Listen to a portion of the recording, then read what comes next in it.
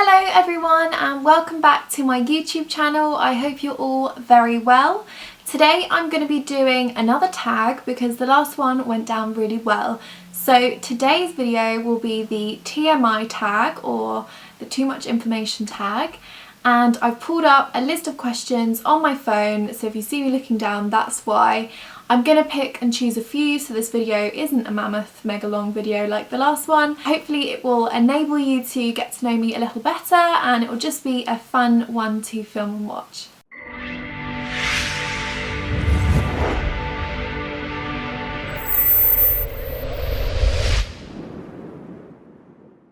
So the first question is, what are you wearing?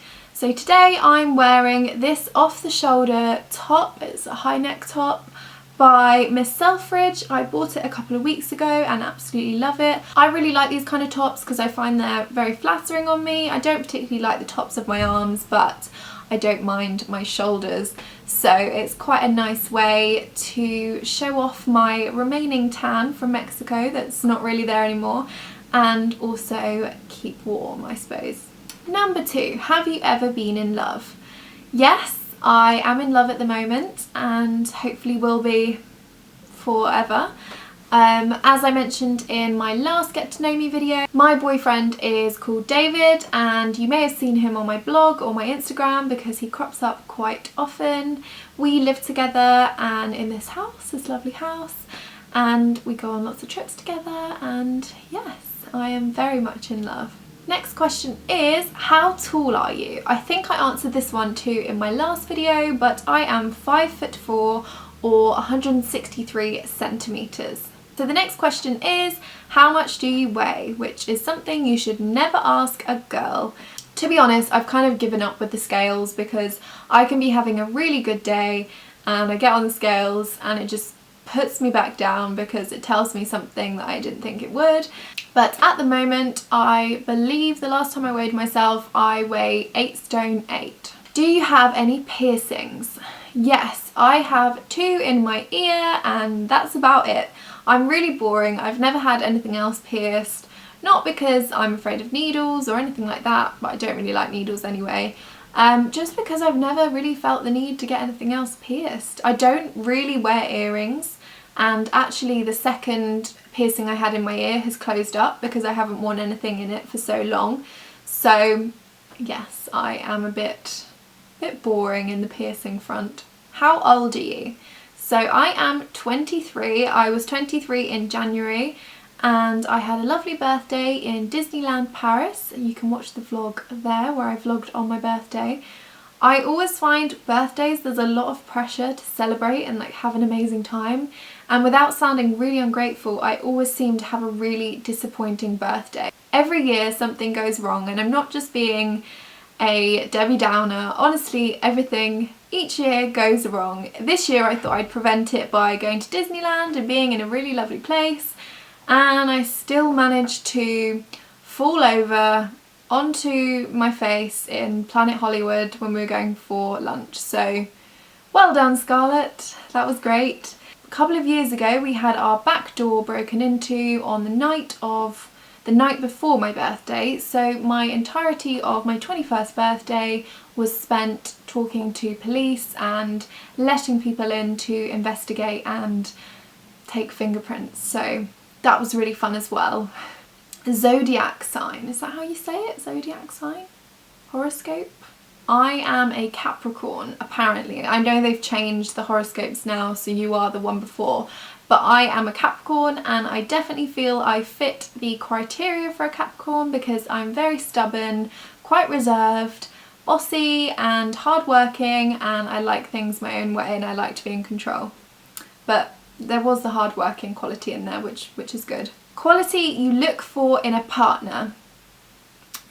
I've actually never really thought about this in too much detail, but I suppose somebody who makes me laugh, someone that's very kind, and someone that's willing to go the extra mile for you, even if, you know, you're both having a really bad day. Next question is a place you want to visit. I have an unending list of places that I really want to visit, starting with a number of places on the west coast of America. I really want to go to LA, California, San Francisco, Las Vegas. There's so many places I really would love to go. And then at the same time, I would love to go to the Maldives, Mauritius, basically everywhere. So I need to win the lottery. Next question is the last thing that made you cry. Now, I actually cry at everything, happy and sad. I am a very emotional person. I wear my heart on my sleeve, and you will probably know how I'm feeling by my facial expression, because I'm not one of those people that can hide my thoughts and pretend. You will just see instantly how I'm feeling. So the last time I cried was... when was it? The last time I sad cried was when I had a migraine in Qatar, and it had been a very amazing, overwhelming day. We were upgraded to business class and it was incredible, and I was so happy, and we got to Qatar and we had this amazing meal, and then I just got this hideous migraine, probably because I drank too much champagne when we were flying, and you should never do that because it goes to your head quicker and it's not a nice aftermath. But yes, so I got back to my room. I couldn't eat anything for dinner. I think it's actually in a vlog if you want to go and watch the immediate aftermath of me crying. I don't think I mentioned that I had been crying, but I was just emotional. I needed to cry. Sometimes you just need to cry. And then the last time I happy cried was, I think, when I was on the train, and well, I didn't like full-blown hysterical happy cry, but you know when you shed a tear or you get that lump in your throat, it's all too much for you. There was this little old lady, and she opened a pack of sandwiches, and like out of tin foil, and she went to pick one up, and one dropped on the floor, and loads of people like rushed to help her, and it was too much for me. It was, yeah, I cried, but I cry at everything. It's fine. It's okay to be emotional. How long does it take you to shower? I would say probably not that much. I would say probably not that long, like 10 minutes maybe, 10 to 15 minutes. I don't think I'm that high maintenance. Like, it doesn't take me that long to get ready. It doesn't take me that long to shower.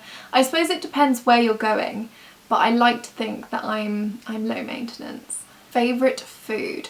Now, a few years ago I would have said cheese a million times over. I had cheese with every single meal and couldn't get enough cheese. Didn't matter what cheese it was, it would be cheese. But unfortunately 2 years ago I was diagnosed as a lactose intolerant, and quite severely so. So much so that it's more a kind of allergy. So I have to avoid dairy at all costs, and that involves cheese and chocolate and basically everything nice. No, I'm joking. But yeah, so I had to essentially cut cheese out completely from my diet, which was no mean feat. It was pretty hard work, but I now don't miss it, and when I think about cheese, I'm not bothered, honestly. There's so many vegan alternatives. Obviously I'm not vegan, I still eat chicken, I still eat fish. But I do tend to say I'm vegan just because people understand that more, especially when you're abroad and you're travelling, more so than no cream, no milk, no butter, no dairy, no eggs. So yes, there are lots of really, really good alternatives. I don't eat any of the processed kind of lactose-free cheese just because it doesn't make me feel good. My favourite food now, which was the question, sorry I've gone off on a complete tangent. My favourite food now is probably either chicken fajitas with guacamole or Buja Buja salted caramel and almond chocolates, truffles. They are the most amazing thing ever invented, and if you're ever near a Planet Organic or a Whole Foods or anywhere like that, go in and try a couple, because you won't be able to resist in the future. They are incredible and they're so much nicer than normal chocolate. I really think so. So the final question is, what is your favourite beauty product? And this is a bit of a tricky one because I have so many, At the moment, I'm really loving a product by Simple Skincare, which is the Dual Effect Eye Makeup Remover, simply because I absolutely hate taking off eye makeup. I find it so difficult and tedious, and eyelashes come out and it gets all messy, and you invariably end up going to bed with panda eyes even though you've tried to take it off. So this product has literally changed my skincare regime and changed the way that I take makeup off. I take it everywhere with me. It's an amazing product, and literally you just pop some onto a cotton pad, put it on your eyes, and no matter how much you're wearing, you pretty much only need like one side or a couple of sweeps. It's amazing. It just dissolves all the makeup and there's nothing left underneath, which is incredible. Unfortunately, the only downside to that product is travelling with it, because the bottle itself, the lid, I've tried with 2 different bottles now, but the lid just seems to fly open when you put it into your suitcase, so I've lost about half of it through it leaking. So make sure if you get that product to always wrap it in a bag. Other than that, I'm really loving the MAC Studio Sculpt foundation, just because the coverage for me is amazing with my rosacea, and it's really easy to put on and not look too cakey. It just provides amazing everything for everything you need, so I really love that one. I use the shade NC30, which is a little bit too dark for my face, but my face doesn't actually tend to tan, so it's just kind of evened out with the rest of my skin. And finally, if I'm allowed 3 products, is the Urban Decay Finishing Setting Spray, which is the all-nighter spray. It's the one with the purple lid. It's amazing at keeping your makeup on. Honestly, I've introduced it into my makeup routine in the last month, and it has changed things completely. I have gone a 7-hour flight with my makeup, come off the flight, and it's still perfectly intact. So that just shows that it's incredible and it has amazing lasting power. I didn't find that it made me break out. Sometimes the setting sprays can be a little bit too heavy because they're obviously compacting all your makeup and keeping it in place. It hasn't caused any breakouts, it hasn't interfered with my skin, and my skin's very sensitive. So I am really impressed with that product. So that's everything. Hopefully it's been a varied mix of questions and it's helped you get to know me a little bit more. If you've enjoyed this video, I would really appreciate your feedback and leaving a little thumbs up as well. And until then, I shall see you on the next video.